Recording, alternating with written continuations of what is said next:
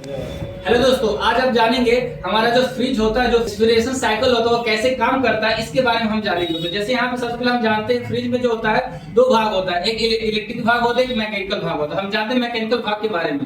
ठीक है, मैकेनिकल भाग इसका फ्रिज का कौन कौन सा होता है उसके बारे में हम जानते हैं। तो मैकेनिकल भाग जो होता है सबसे पहले आपका जो होता है आपका कंप्रेसर होता है। कंप्रेसर जो होता है एक मैकेनिकल भाग होता है। कंडेंसर जो होता है आपका मैकेनिकल भाग होता है।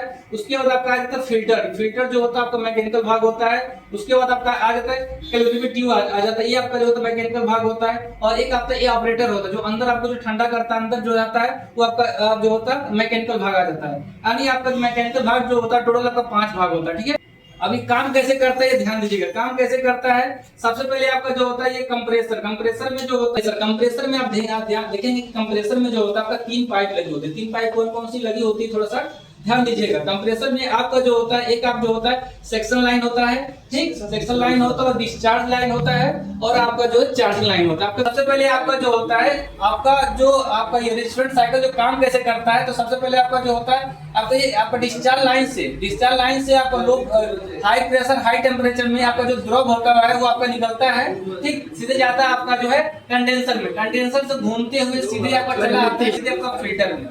फिल्टर में आने के बाद आपका इसके अंदर आपका लगा होता है, ये आपका जो होता है कैलोरी ट्यूब लगा होता है। इसके माध्यम से सीधे आपका ये चला था कैलोरी ट्यूब के द्वारा आपका जो होता है इसके अंदर आपका 2 पाइप होते हैं, ध्यान दीजिएगा। एक कैलोरी ट्यूब होता है और ये आपका एक होता है आपका सेक्शन लाइन होता है।